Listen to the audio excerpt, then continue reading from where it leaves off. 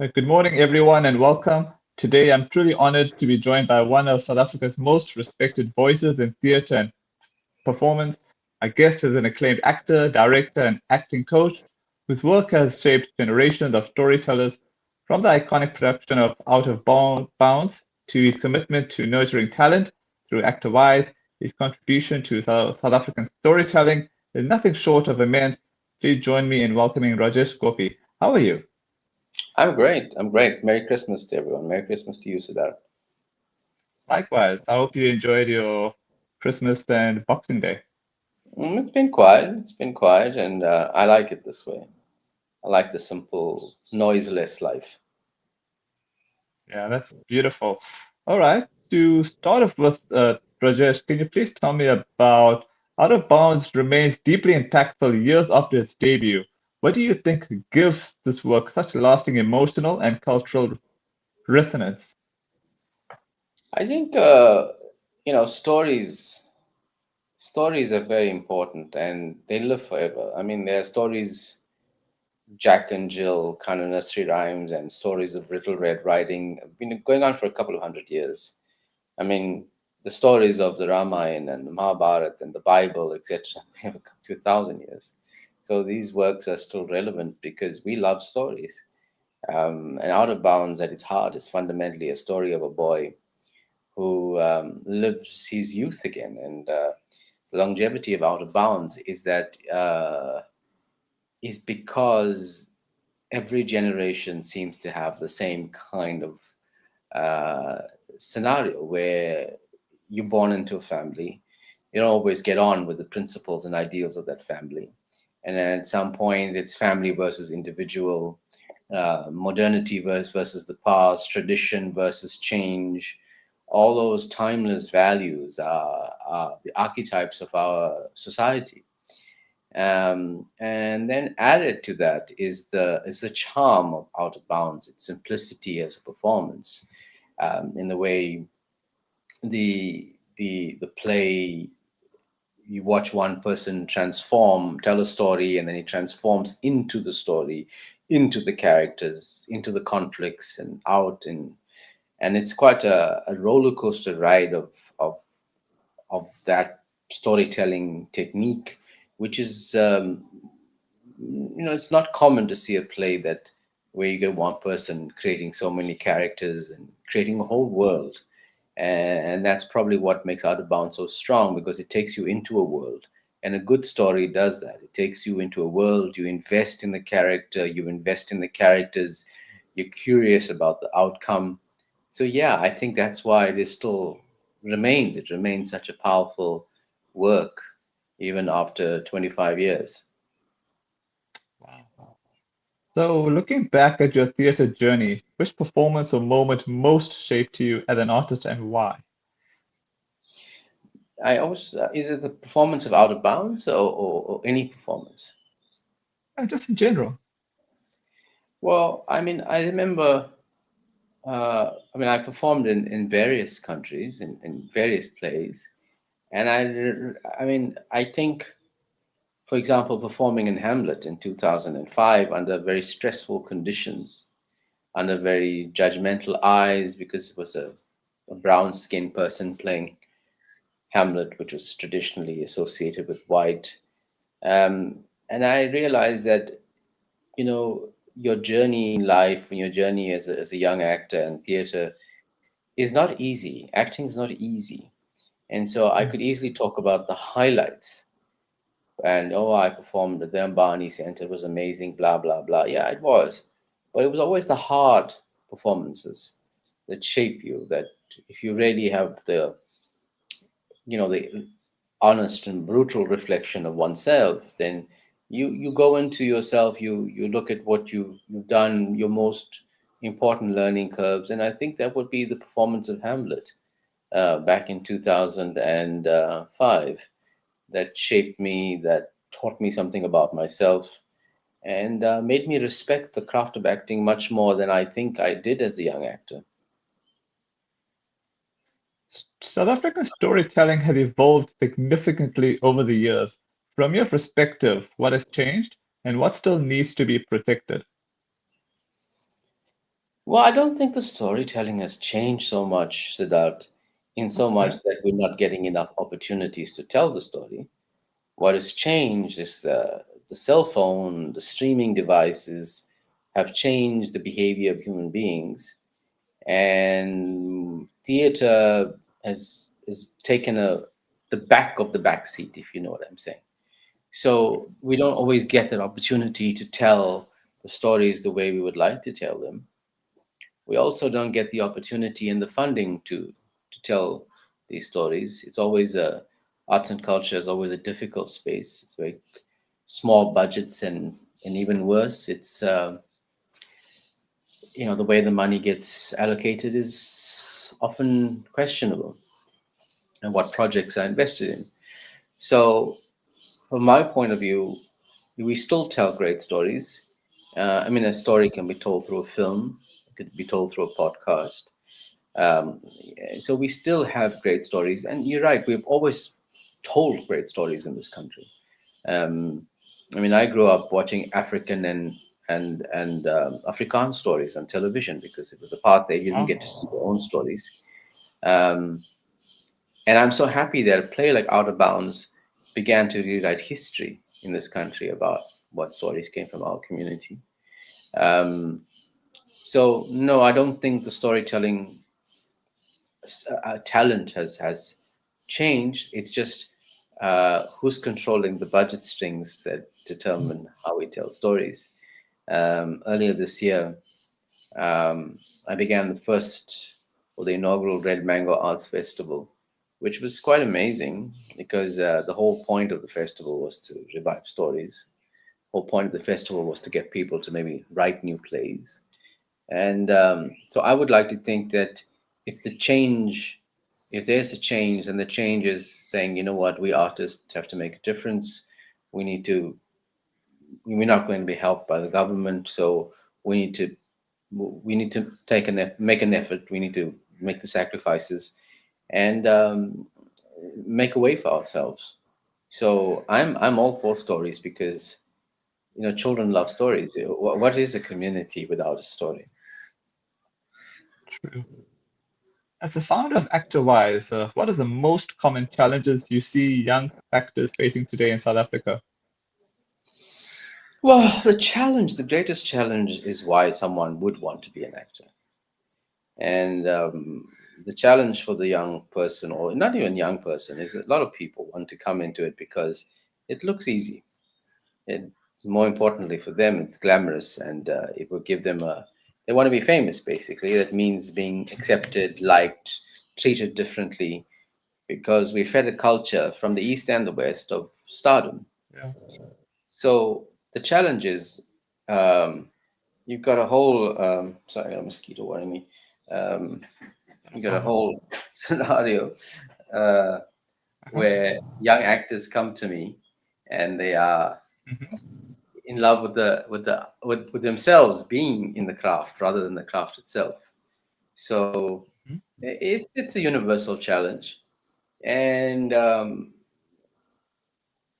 they often have never read a play, never read a film script. So it's like coming to, I want to be a mechanic, but I've never seen a car engine. I've never touched it. I've never held a spanner in my hand. So it's the same thing. It's like, oh, well, I sit at home and I watch someone act. It looks so easy. Look, I can do it. Hmm. Yeah. But it isn't actually. And to do it well is a finely honed craft of experience and knowing your own humanity. Because fundamentally, playing an actor is bringing forth the human condition on screen or on Hmm. stage. And the challenge for me as a trainer is many people have no life experience. They live inside video games, they live inside their houses, they live inside the internet.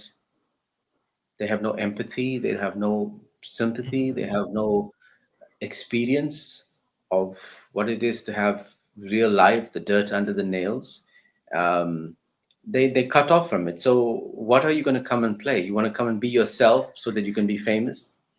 Or you're coming to tell a story, be a character, be part of it, play the whole. So there's a challenge. That is the challenge. true. What core discipline or mindset do you believe every emerging actor must develop to sustain a long-term career? Well, I think first of all, they must have a love for the craft, number one. Mm, Number two, they have to have a realistic sense of what this industry is about. Not every day is your season. You're often not going to have work. So what do you do? What do you do when you're not working as an actor? yeah. So my advice is always have two or three things you can do. When you make a choice to be an actor, you're also making a choice to be unemployed a lot. And therefore Okay. you have to find another way to look at your life. You say, well, look, maybe I'll have a side hustle here. I'll have a side hustle here. I'll have a day job here. Whatever. You have to do it. Otherwise, you ain't going to pay the rent. You're not going to live well.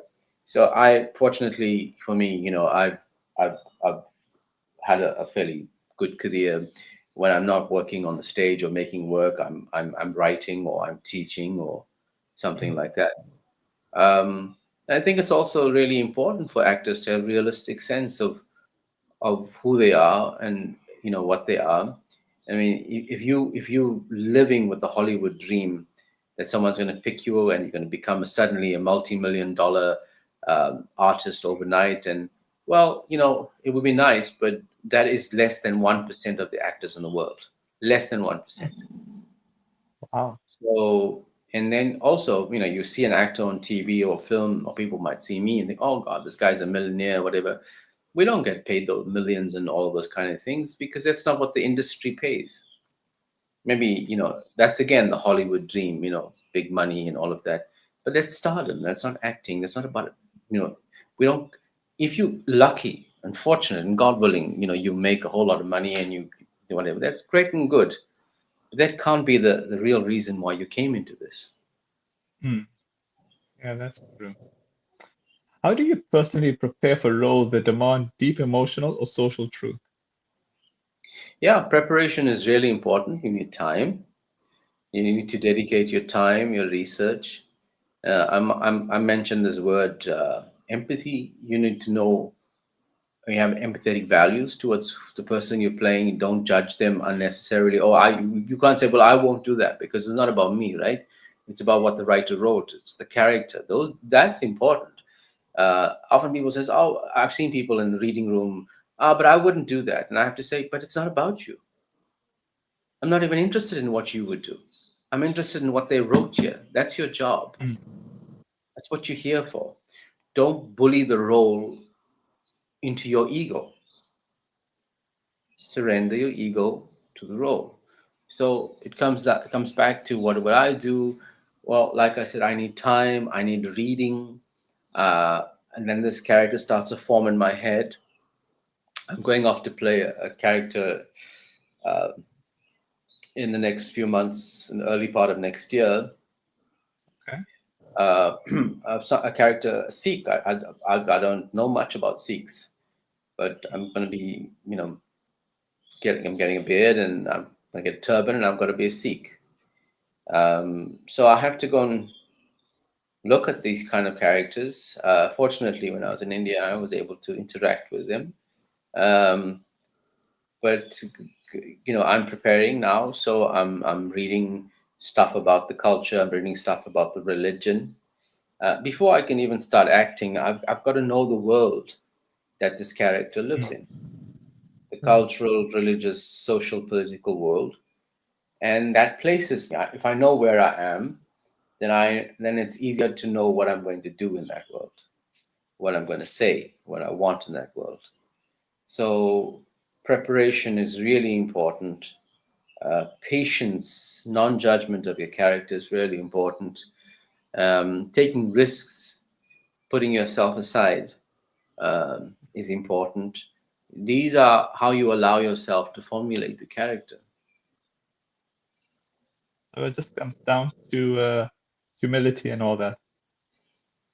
Yeah, I think humility is really important. Remember that the film or the play or whatever, it's not about you. It's about you're part of a Mm, team. You serve the team. You serve the writers and the directors and the producers. Ideal. You're a part player. Important, but a part player, and play your part. Theatre often reflects society back to itself. What responsibility do you feel artists carry in today's South African context? Well, isn't that the paraphrase of the very famous words said by Hamlet? Hold a mirror up to society. Yeah.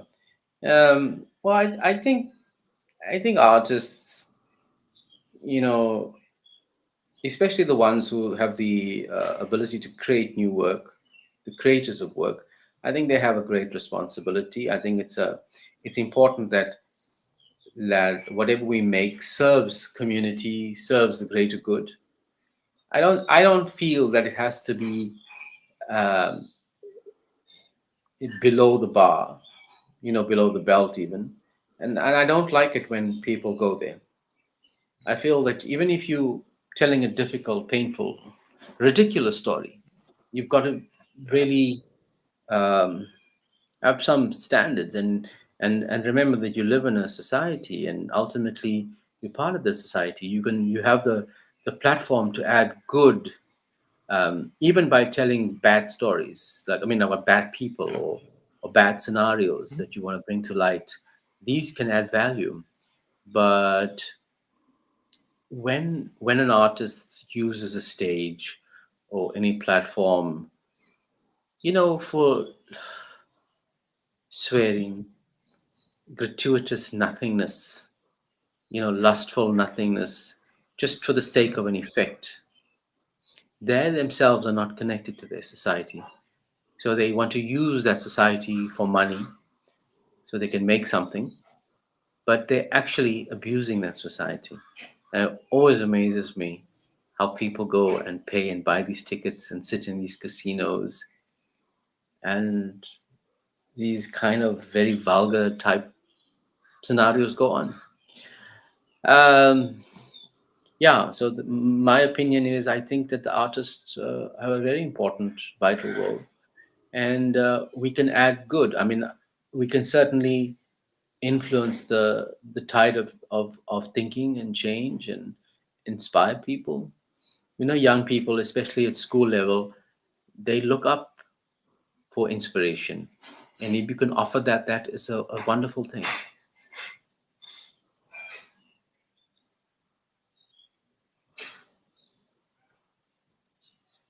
Yeah, that's true.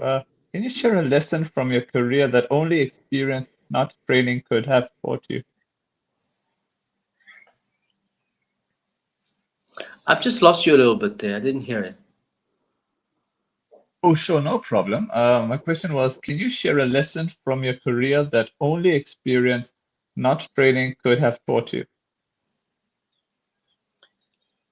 Yeah, yeah. I mean, when something, not everything you do is loved by the public. Not everything you say is loved by the public. When you are a public figure, people are very willing to take you down and those kind of things. So that is something that training doesn't prepare you for. So I keep my friends few and good. Yep. That's important. Know your supporters. One of the greatest lessons that I had to learn in my life is that as we transition from lives as we were into the lives of internet and more important social media, be careful of what you say. You may not mean Mhm. something a certain way, but people could take it a certain way, and you can cause a lot of discord. So that is not being trained. But I sometimes I say this to students, um, when you have work and something good to share, then share it. Otherwise, get the hell out of social media. Get out of it. Don't. I know some people are get up every day and they think of how to do silly things so they can be relevant. I mean, is that even a spiritual value of note, being relevant? I mean, are you not relevant in your life to the people around you, to the ones that you love, but you want to be relevant to strangers who click on, and you're relevant to this invisible metaverse where if it's taken away from you, you become depressed. No, I think that what has really been a life lesson is to know who your people are. and invest in those people, your family, your friends. Those are the people who will come when dark days are there or rainy days are there. Don't invest in clicks and likes. I mean, that Hmm. is ridiculous. It's insanity right there. It's true. Hmm. What excites you most about your upcoming work or the next chapter of your creative journey on stage or screen? Look, I'm going to be 54 in my next birthday. Okay. Technically speaking, if you look at one's lifespan, 75, 80, I'm in maybe the last third of my life or the beginning of the last third of my life. So in this phase, you kind of take your shirt off and say, I don't care, how things are really. I'm going to walk around without my shirt because I just don't really care what you think on one level. As long as I don't take off all my clothes, it's okay. But I'm walking on my shirt. Okay, if I have a belly, and it's okay if my muscles aren't the same that used to be. It's just life. You have to accept that all things in nature, as Shakespeare said, every fair from fair sometimes declines, which means you're getting older. But as you get older, you're also wiser. And you're wiser because you spend a lot less energy in caring about what other people judge you for. So I've got this 25 years or so where I'm going to make, I guess, a whole bunch of work. I have this festival called the Red Mango Festival that I started that I'm very excited about. I'm going to impart a lot of knowledge to young actors and upcoming actors. And I'm going to give something that young people can be inspired by. Create a few steps for them to climb up, like amoeba climbing out of the evolution stage into a higher being. There were people who made those steps for me. I'd like to leave a few steps for other people who come behind me, and maybe they will leave a few steps, and we keep ascending. So that's my vision. I don't have this vision of fame and glory and all of that nonsense. You get that out of your system when you're young, and you realize the world's not that way. What's important, really, Siddharth, is peace, happiness, simplicity, and no amount of fame and money can buy that. Yeah, that's beautiful. Before I get to my final question, do you mind if I give you a live comment question here? Yeah, yeah, sure. Sure, all right. This is from Jitin Rishika. Dear Rajesh, thank you for entertaining us. Have you tried doing international theater? Um, okay, hi, Jitin, Rashika. I have performed abroad. International theater, I'm not sure what that means, but I think what you mean is taking your shows abroad, right? Yes, I have Mm-hmm. done that. I've performed abroad a few times and had wonderful responses. I performed in New York, I performed in LA, I performed in London at the Edinburgh Wow. Festival in Scotland, I performed in Mumbai, Calcutta. I have been around the world. Um, Sadly, you don't hear about theater as much as you hear about film. Mm-hmm. If a film goes to a festival somewhere else, it's all over the internet and it's like, ah. But when theater shows go around, no one makes a big ha ha about it on the Yeah, internet because theater is not seen in the same glamorous light as film. I mean, you could make the most beautiful theater show and it will never have the same limelight as a terrible film. that's true. All right, my final question to you, finally, if you could leave young South African creatives with one piece of advice, what would it be? I would split that advice in two.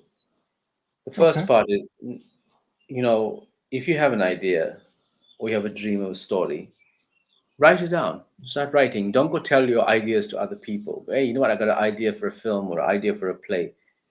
Yeah, everybody has ideas. And that's just what it is. It's an idea. It's like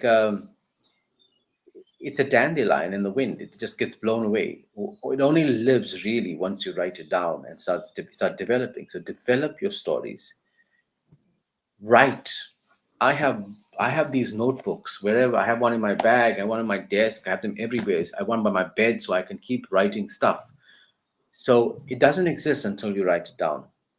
So for the young artist, write, record, make something, because otherwise it's just hot air. Hmm. Don't be that hot air person that's always doing something that actually always talking about doing something that never actually does anything. That's really what I would say to the young artists. Do, and then do it quietly until you're ready to show. Don't go around talking about what you're going to do. That's a sure way of never doing anything. That's the first piece of advice. I'll split it off in the second piece. Be realistic. Um, don't come into this game or this industry because you desire fame or you're led by your ego, because it's a sure way to destroy your life and create unhappiness. So that is my advice to young people. All I gotta say, thanks so much for your time, and I hope to catch up with you again in the future. Yeah, thank you so much, Siddharth. Thanks for having me, and it's been a pleasure. I prefer to be as honest and helpful as possible, rather than uh, selling an airy fairy dream to young people. As a teacher, I think it's a dharmic responsibility to be Wow. honest, Hmm. and um, because honesty is most helpful. While it might bruise somebody's ego in the short term, in the long Hmm. term, it's more important. Just today, I was thinking that when I graduated, they used to call out if you pass cum laude, you know. And when I went to my master's graduation about 10, 12 years ago in England, they didn't call that out. So when I asked somebody, like, why didn't they call that out? They said, oh, no, we don't want to make people feel unequal. So if you are a high achiever and you get called out as a cum laude, it Hmm. will damage the feelings of somebody else who didn't achieve it. I mean, how is somebody who didn't work as hard, didn't achieve that, going to be hurt by someone achieving? So what a strange world we live in. That's true. And so therefore I would like to, always offer clear, um, usable advice. And thank you for having me on your podcast, Adarsh, and I wish you all the best, and hopefully you grow and grow and grow. Thank you. Take care.